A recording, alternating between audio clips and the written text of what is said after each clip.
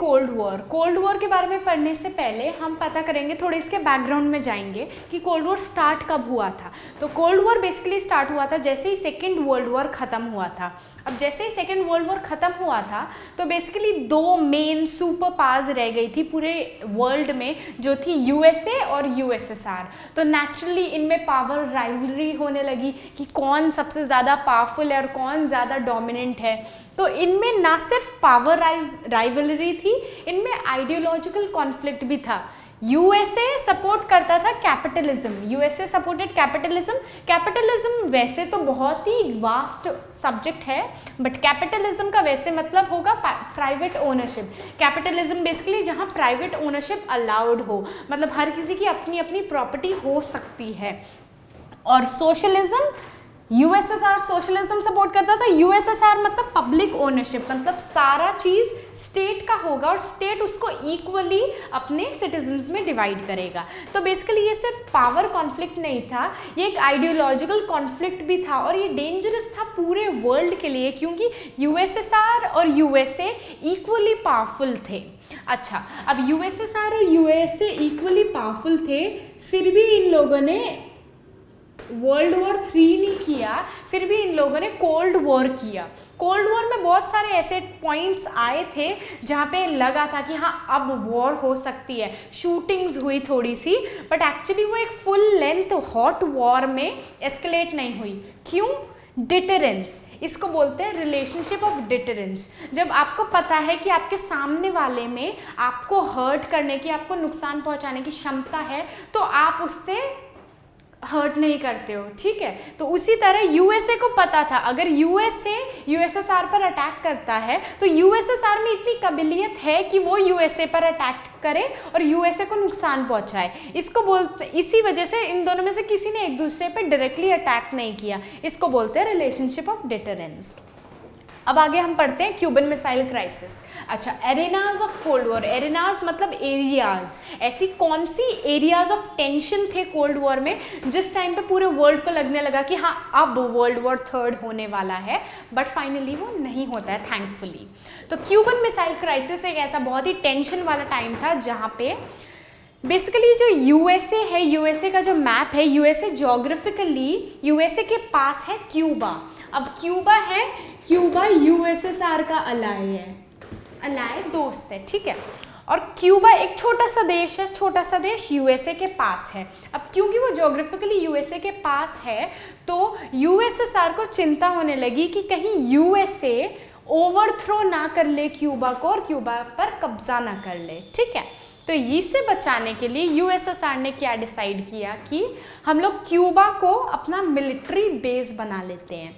Naturally अगर USSR यहाँ पे है और क्यूबा यहाँ पे है और यूएसए यहाँ पे है, यूएसएसआर यहाँ पे है और ये है क्यूबा। अब अगर यूएसएसआर ने क्यूबा को अपना मिलिट्री बेस बना लिया तो नेचुरली इन्हें यहाँ से मिसाइल्स ड्रॉप करने में बहुत आसानी होगी, और अगर वो यहाँ से मिसाइल्स ड्रॉप करते हैं तो यूएसए को ज़्यादा नुकसान होगा क्योंकि यहाँ से डिस्टेंस बहुत बढ़ जाता है, यहाँ से करने पे यूएसए का ज़्यादा नुकसान होगा। तो यूएसएसआर की उस टाइम पर लीडर थे निकिता क्रुश्चेव, उन्होंने डिसाइड किया कि हम क्यूबा को अपना मिलिट्री बेस बना लेंगे। अब यहाँ से चल पड़ी कुछ warships loaded with nuclear weapons और a lot of weapons। USA जब देखता है कि उनकी तरफ कुछ शिप्स आ रही हैं जिनके ऊपर वेपन्स है, न्यूक्लियर वेपन्स और बहुत सारे हार्मफुल वेपन्स है, तब यूएसए अलर्ट हो जाता है। तब यूएसए इनकी आने वाली सारी शिप्स को यही रास्ते में रोकने का ऑर्डर कर देता है। इस टाइम पे यूएसए के प्रेसिडेंट है जॉन एफ कैनेडी। उन्होंने देखा कि कुछ वॉरशिप्स यूएसएसआर से यूएसए की तरफ आ रही हैं, तो उन्होंने उसको इंटरसेप्ट कर दिया, उसको रोकना शुरू कर दिया। तो ये जो पूरा माहौल था, एक टेंशन वाला माहौल क्रिएट हो गया था कि हाँ अब वर्ल्ड वॉर 3 हो जाएगा, बट लकीली नहीं हुआ। तो इस पूरे टेंशन वाले टाइम को, इस पूरे कॉन्फ्लिक्ट को हम बोलते हैं क्यूबन मिसाइल क्राइसिस के नाम से जाना जाता है, ठीक है। अब अलायंस, यूएसए क्योंकि ये वेस्ट में है तो यूएसए को वेस्टर्न बोलते हैं, यूएसएसआर क्योंकि वो ईस्ट में है उसको ईस्ट बोलते हैं। अब वेस्टर्न अलायंस और ईस्टर्न अलायंस, हर सुपर पावर के अपने दोस्त थे, अलाइज है। तो बेसिकली अब क्योंकि वो जंग अकेले तो लड़ नहीं सकते, उन्हें सबकी हेल्प चाहिए, सबकी मदद चाहिए, सबका सपोर्ट चाहिए, तो वेस्टर्न अलायंस ने नाटो बनाया। नाटो बनाया गया था अप्रैल 1949 में। इसमें थे 12 कंट्रीज, ठीक है।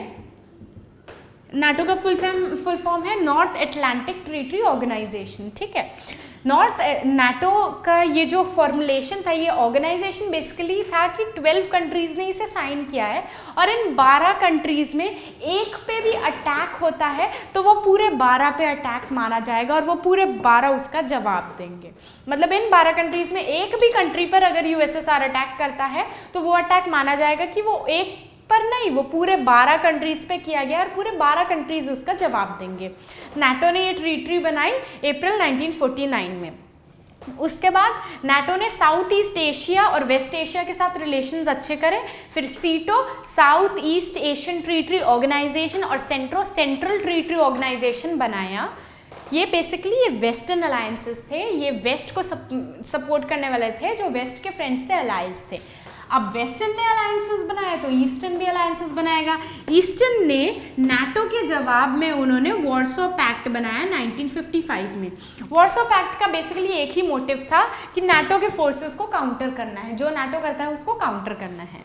उसके बाद जब इन लोगों ने साउथ ईस्ट एशिया और वेस्ट एशिया के साथ वेस्टर्न अलायंसेस ने संबंध अच्छे किए, बढ़ाए, तब इन लोगों ने, ईस्टर्न अलायंस ने नॉर्थ वियतनाम, नॉर्थ कोरिया और इराक के साथ अच्छे रिलेशंस कर लिए। तो बेसिकली दोनों साइड से माहौल काफ़ी गर्म था कोल्ड वॉर के टाइम पर, और हर किसी को, हर सारी कंट्रीज को यही लगता था कि किसी भी टाइम पर एक हॉट वॉर में एस्केलेट हो सकता है, वर्ल्ड वॉर हो सकती है, बट वो नहीं हुई।